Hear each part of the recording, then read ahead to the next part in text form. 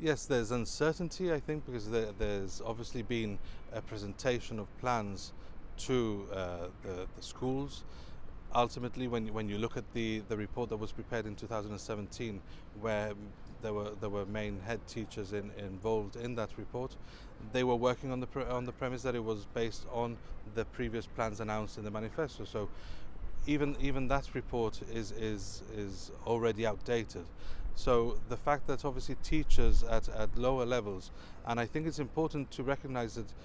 regardless whether you're a head teacher or you've just recently qualified from university, it's important to give everybody a voice, because obviously the dynamics and the perspective from different professionals will be just as important in order to get this absolutely right. One of the things that you say stands out most is the amount of people who had expressed some dissatisfaction with the idea of having two large comprehensive schools on the same campus. Yes, that is one which obviously I think the government has introduced but hasn't explained properly to the electorate and to the teachers why it has done so, when there is no precedent out there that sets what the advantages for the children are of having two schools, and it's actually set out within that report that was done on co-education, that an excessively populated metropolis was actually something that was not recommended. So they're actually going against the advice that was given to them through that report, and it's something that obviously that they haven't been able to convince parents, teachers, or anybody else who's out there and has interacted with this survey of what the actual benefits for the children are.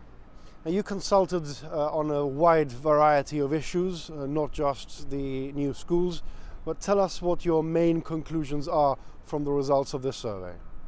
My overall conclusions are that obviously the government is the one lead in the project. They're the ones who should be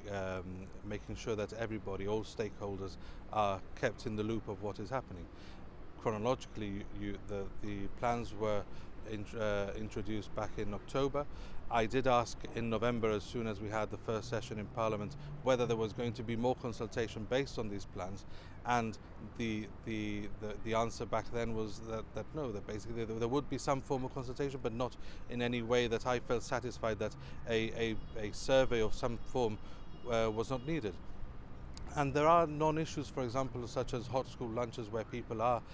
satisfied. But the purpose of the survey is not only to give people a voice and an opinion and a platform on where they can express their views, but it's also to provide initiatives which can actually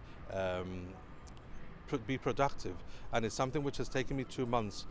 to achieve, because obviously it's been hard work from last December. And I think that the biggest conclusion from the survey has been to also analyze different options in populating in particular the secondary schools. And one alternative which proved to be quite popular was to have Bayside, for example, for lower secondary and Westside for higher secondary, and splitting the students in that way, so that you get a full mix, and you mix all the students together from all the catchment areas, and at the same time you divide them by age, so that there's no issues with higher secondaries and lower secondaries, and you limit the bullying and things which may occur.